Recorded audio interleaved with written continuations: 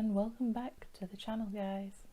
So our next case is pretty gruesome, so disclaimer. This video is for mature audiences only, as we discuss pretty gruesome shit. So if you don't like that kind of stuff, please join us for the next video, which will probably be gruesome as well, but hey, this is a true crime channel, so try the next one out or watch one of our old ones. If you're here and you like the gruesome parts of the stories, there's a cat tail, please click subscribe, like this video, go watch the other videos.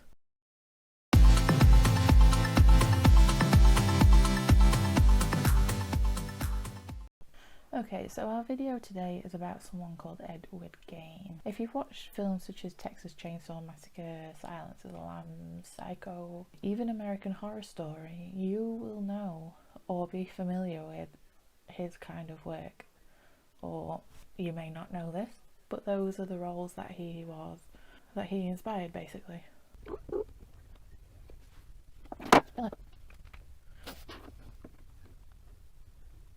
So those characters in those programs and movies were inspired by him, basically, and if you've ever seen them, then you know really what's going to expect, because those films are pretty gruesome. So we'll start off with the family, because family's family, we've got to know where these people come from, right? So there was a woman called Augusta and a man called George, and they lived in Wisconsin. So Augusta was quite really strict. She was brought up in a strict household. She was beaten by her dad because if she just strayed, and that's pretty much Augusta. She was strict religious, strict, pretty much like an army sergeant. And George was a bit of a pushover, basically, and that's why Augusta liked him. It was reported that George was an alcoholic, and the only time he had any courage to stand up for himself from Augusta was when he was drunk. So he drank quite a lot, and when he'd finished at the pub he would go home and beat her. So it was quite a toxic marriage. So yeah, Augusta was quite verbally abusive towards George, telling him that he was no good and everything. And George worked many jobs. He was like a railroad person and a salesperson and all this, but he could never really hold him down because of his drinking. So in January of 1902, Augusta gave birth to a son called Henry. So that was the first son that they gave. I can't imagine anybody who in that much of a relationship, that kind of relationship, wanting to have any children, right? In 1906, Edward was born. He was the closest to his mother. Now in 1915, somehow Augusta managed to convince George to move to a farm in Plainfield in Wisconsin, and he agreed, and they all moved there. Them two and the two boys, Henry and Edward, they moved there, and they set up in a farmhouse in Plainfield in Wisconsin. Augusta thought that every woman was, well, this is what she told the boys, that every woman was a natural prostitute and was the work of the devil, basically. And if the boys ever made friends with anybody, she would pretty much go at them, hit them, shout at them, and basically tell them that they can't have friends because everybody is the devil. That's how strict she was. She didn't want the boys to have friends, didn't want the boys to have any social life. Now Henry, when he grew up, got to be a bit older, he didn't like this. He met a woman and he moved in with her, and he was worried for his brother Edward, because he felt like he was basically being institutionalised, kind of like thing, by his mother. He was too obsessed with his mother, and Henry fed him loads of bits of nasty stuff about his mother to try and get Edward to come away. They weren't allowed, when they were in school, they weren't allowed to go and play out with the boys or the girls or anything. They had to go home from school straight away, do the chores, go to bed, do the same thing every day. So yeah, it's pretty ridiculous. Edward seemed to be a little bit weird. Everybody thought he was a bit strange just because he had this thing where he would all of a sudden just burst out laughing at random times, and he would say it's the voices in his head, which we've all been there. We've all thought of something that was funny from a week or so ago and you've just started laughing to yourself. If you haven't, you need to get some funnier friends. So on April the 1st in 1940, George dies. Obviously we don't know why he died. And that left the money coming in at being nothing, because George would go out and he'd be at work all the time. They'd hardly ever see him. So Henry and George then had to go out and get small jobs, and they did like little odd jobs around the town. So if somebody needed the garden doing, they'd go and do it for them, and they'd obviously pay them a little bit of money that they needed and whatnot. I say whatnot a lot. I'm sorry. I don't know why I say whatnot a lot. Whatnot a lot? I digress. Anyway, so yeah, obviously doing these jobs, this is where Henry met his girlfriend, wife-to-be, whatnot, and he decides to move in with her, to the total disgrace of his mother. Obviously she thinks all women are prostitutes and whatnot. Keep saying whatnot. And Henry carried on working on the farm to help Edward out, because, well, he was still part of the family. He's got to help. Just because he's moved out doesn't mean to say that he doesn't really like them, even though he's been spreading all these bad things to Edward about his mum. So on May 16th in 1940, they being Henry and Edward were burning like foliage and stuff off the farm to get ready for the farming season probably, and the fire got out of control. So the fire brigade were called, and Edward was like, well, my brother's missing, I don't know where my brother is. He was helping me, then the fire got out of control, I've not seen him since. So the fire brigade do a search of the farmland and they find him face down, and it was thought to be that he died of heart failure, but there were also bruises on his head, but they were overruled, or I don't know what's the word. They were dismissed anyway, nothing. They just thought, well, he's been in a fist fight with somebody, which is not out of the question. Somebody punches you in the face, you're gonna get a punch back, right? So yeah, they rule out any foul play, and the coroner says that he died of asphyxiation from the smoke inhalation that he, obviously from the big fire, because I don't know if you've ever seen a fire in a field, but they get big fast and they spread quite fast, especially if it's in summer and it's dry, which in America it's pretty much always dry, right? So that happens. So Augusta had lost her husband and her son, her firstborn, and then tragedy would strike the family again. Bearing in mind that Edward and Augusta have always been close, they've been like best friends, he idolised her and he'd do anything for her. So he was quite happy that his brother had gone after all the stuff he'd been saying, and now Edward would be the favourite because he's the only one left in the family, right? A year later, in 1941, Augusta had a stroke and Edward took care of her. He doted on her, looked after her, did everything for her. But nothing was ever good enough for Augusta. She would berate him and call him names, tell him that he's a weakling and that he would never survive without her. But he didn't do anything. He took it on the chin and he looked after her. Augusta died in December of 1945 and Edward was heartbroken. He didn't know what to do with himself. He had nobody now. His dad had gone, his mum had gone, he possibly killed his brother, because knowing what we know now, then that's a high possibility that he did. And everybody in the village always thought that he was a little bit simple. So, and they never really saw him while his mother was alive in the village, but when she died, he would frequent the town a little often to do some chores or to go for the occasional beer in Mary Hogan's tavern. If you don't know what a tavern is, it's like an old age pub basically, and I do believe that they have like rooms upstairs to rent that you can go and sleep in if you wanted. So when his mother died, he would go into the town and start doing odd jobs for everybody, just to keep himself busy. The house that he lived in, obviously, there was just him living there now, and he, strangely enough, he boarded up the whole of the house except for the kitchen area, and another small room, and that's all he lived in of the house. His mother's room was kept pristine, just like she had it on the day that she died.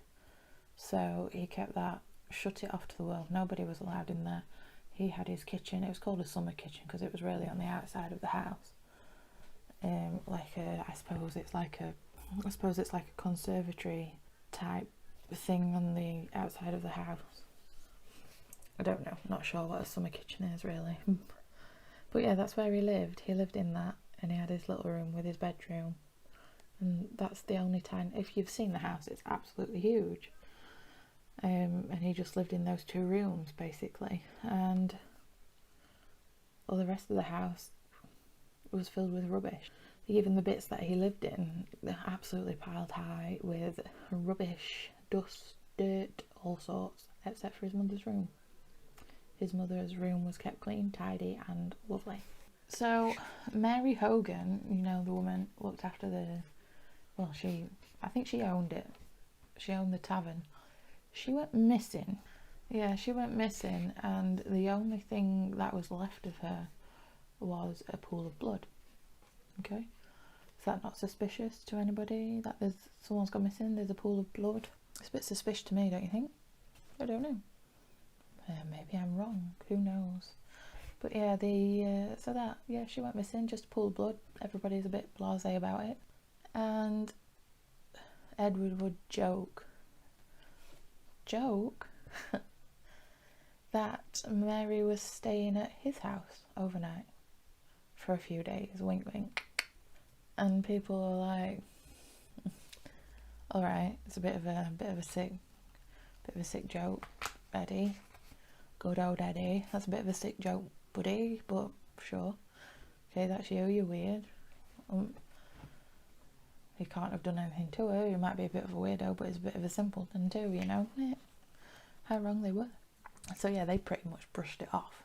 And then there was another woman who disappeared on November the 16th, and Bernice Warden, who was the owner of Warden's hardware store in the town, on November the 16th, 1957, went missing. And her son Frank obviously didn't know about this. Nobody knew about it, but they all thought, well, nobody's opened up the hardware store, where is she? So anyway, Frank came. He'd been deer hunting all day, and he came to town.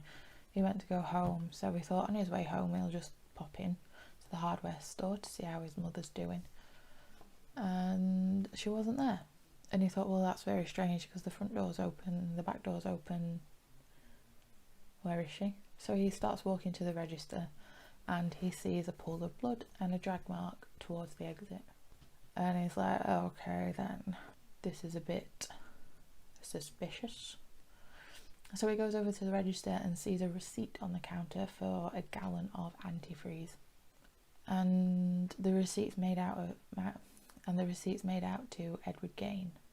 And he's like, right, good old Eddie boy knows something, is going to give me some answers, and we're going to solve this. So he goes to the police, tells them, they go to the crime scene where the blood is, and basically decide amongst themselves, these 2 policemen, let's go question Eddie. Don't know why I'm calling him Eddie. Let's go question Ed. So they do. They go to his farmhouse, and one of them walks in, and they stood there looking in this like summer kitchen, and one of the police officers feels something brush against his arm, and he's like, must be a curtain or something hanging up. So he turns around, and he is faced with something horrific, guys. They're hung up on like a pulley system. I don't know, I think it might have been one of those really old washing lines that they used to have in the kitchens back then. If I can find a picture, I'll put it here. But she's hung up. But what he sees is Bernice hung up by her feet, hung, drawn and quartered. If y'all don't know what that means, then guys, she was cut. She was cut from a pelvic bone all the way to her chest.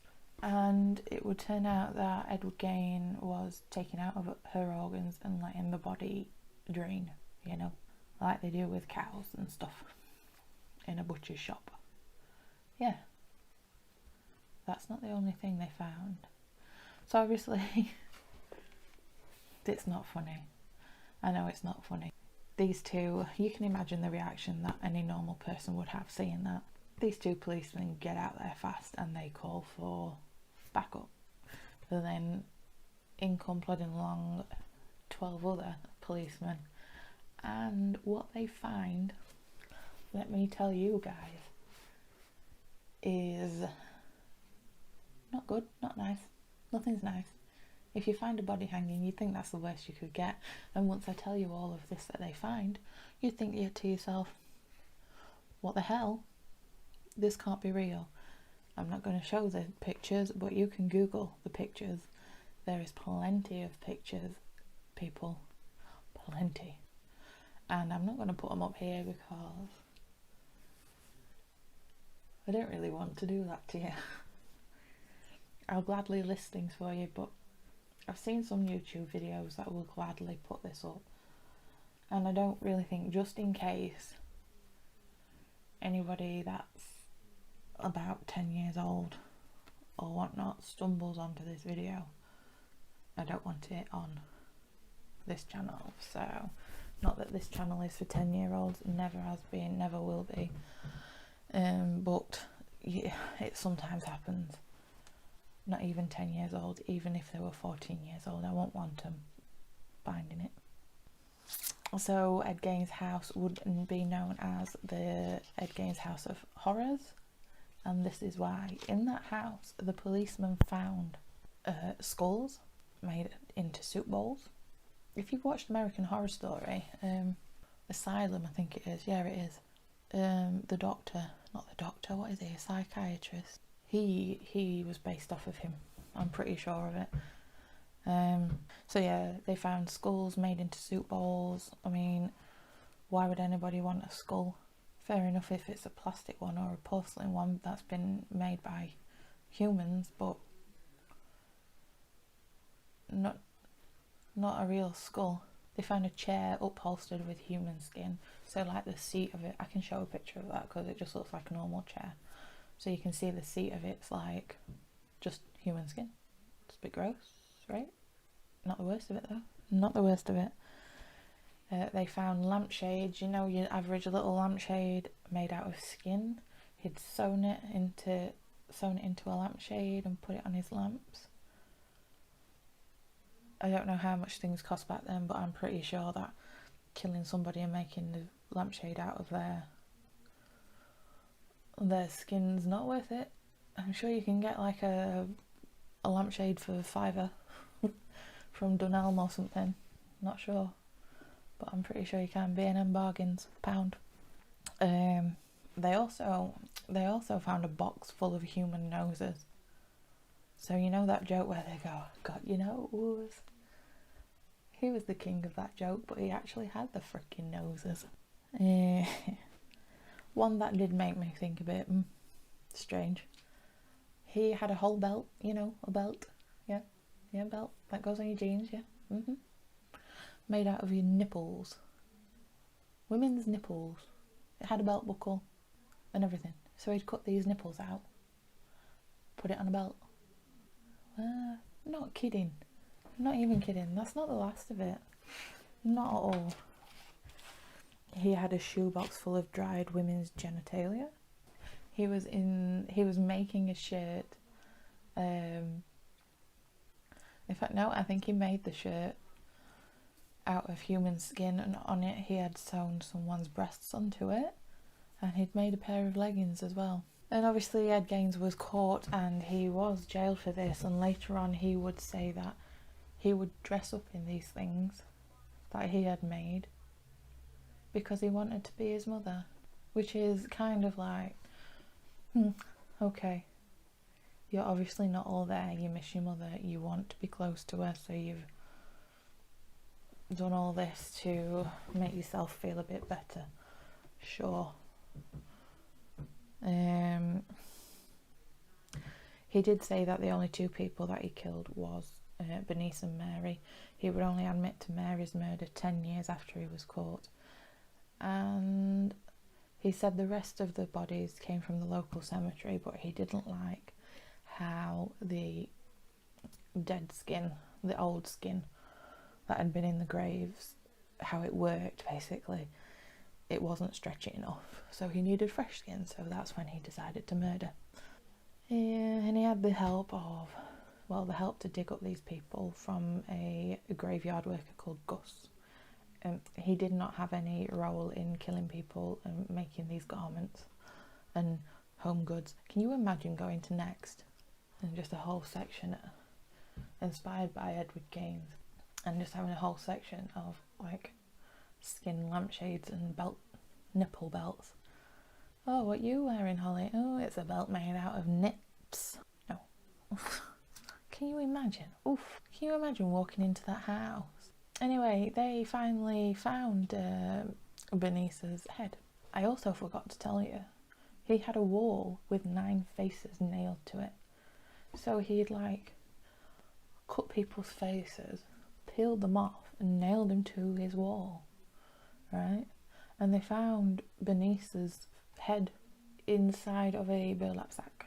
They found Mary's face in a plastic bag. He had skulls on his bedposts. Whew. And in the fridge the police found organs, human organs, and on the stove they found a heart. So they do believe that he was going to eat the organs, and they do believe that there was 15 bodies in there altogether. In Bernice's head, I forgot to mention that there were nails in her ears that had been hammered in and like a string attaching them. And Edward said that he was going to use it as a decoration, like a hanging decoration. He had made Bernice's head into a freaking bauble. So, you know. So anyway, he gets caught, he gets arrested, he gets sent to trial, he gets done for 1 count of murder. And 10 years after this, he admits to murdering Mary. And he went to prison, and that's the end of that. Whew. So now if you think back to all these Texas Chainsaw Massacre stuff, obviously Leatherface and American Horror Story. I do believe on American Horror Story he had a lampshade made out of nipples. I'm back now, and this is my video for this week. If you like this video, please give it a thumbs up. Also, thank you for watching True Crime Tuesdays. Ding ding ding ding ding. So yeah, thanks so much for watching. Give it a like, subscribe. Be kind to people. Don't go making lampshades out of people's skin. It's a bit creepy. You might get done for it, you might go to jail for it, you know. Couldn't say for sure.